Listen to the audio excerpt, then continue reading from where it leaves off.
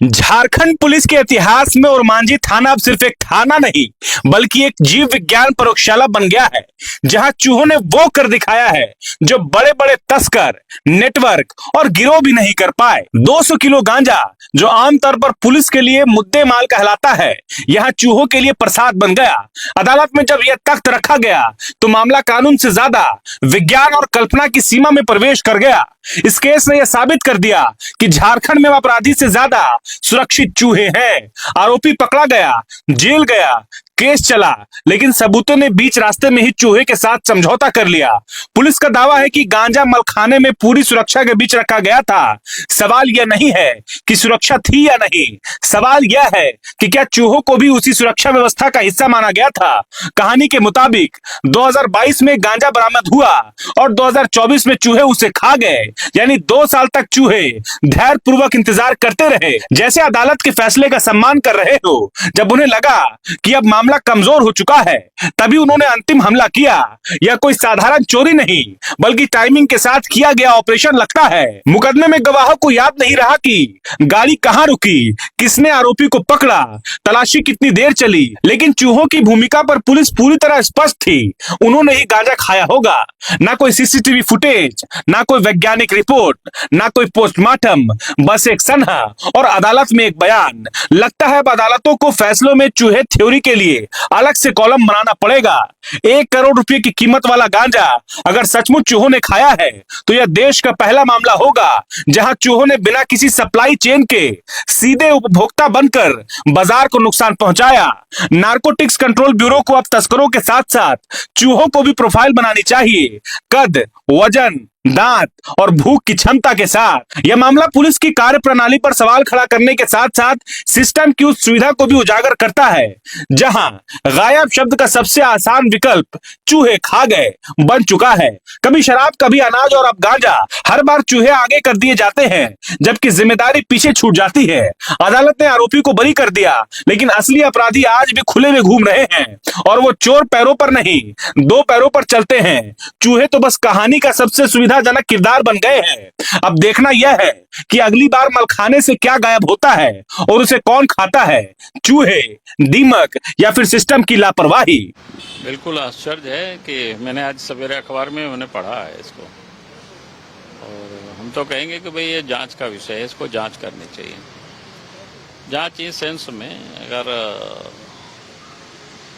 चूहा ने गंजा खाया तो चूहा के ऊपर उसका क्या परिणाम आया, क्योंकि सामान्यतया ये जो गांजा होता है नशीली पदार्थ है, तो इसलिए हमने कहा कि वो भी इतनी बड़ी मात्रा में, तो ये अविश्वसनीय लगता है। आगे उसके बाद भी मैं कहूँगा कि, और आप सब लोगों से भी मेरा कहना है, तो किसी डॉक्टर से एक्सपर्टीज जो हो उनसे बात करनी चाहिए कि भाई अगर कोई गांजा जिससे आदमी खा जाए तो उसमें से नशा आता है। चूहा भी एक जानवर ही है, यानी वो भी सजीव प्राणी है, और उन्होंने अगर कई चूहों ने खाया होगा तो उन लोगों के ऊपर उस गांजा खाने से क्या प्रभाव पड़ा है, तो इसका आकलन होगा और इसका जब परीक्षण होगा तब ये कहा जा सकता है कि वास्तव में चूहा खाया, ये मामला कुछ और है। क्या ऐसा तो नहीं है कि इन लोगों ने अपने बेच दिया और चूहा के ऊपर सब कुछ मार दिया कि नहीं साहब ये चूहा खा गया। तो इसलिए ये विषय जांच का विषय है, और इसलिए मैं कह रहा हूँ कि किसी एक डॉक्टर से, एक्सपर्टीज से इस बात की भी चर्चा करनी चाहिए आप लोगों को। भाई गांजा एक नशीली पदार्थ है, और नशीले पदार्थ अगर कोई भी प्राणी खाते हैं, सेवन करता है, तो उसका दुष्परिणाम आता है।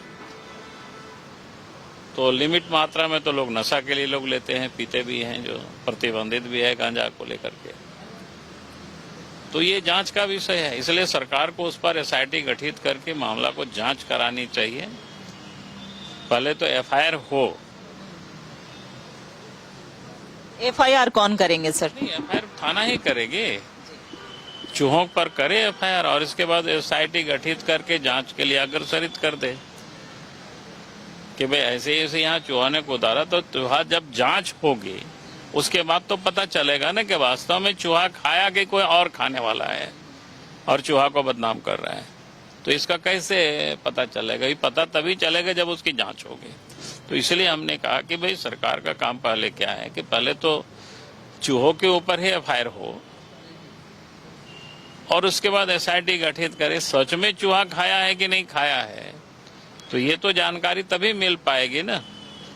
तो इसलिए हमने कहा कि इसको पहले तो एफआईआर हो और फिर एसआईटी गठित करके वो जांच हो, तो ये पता चले कि सही में चूहा खाया है या फिर या कोई और लोगों ने उसको बेच दिया है।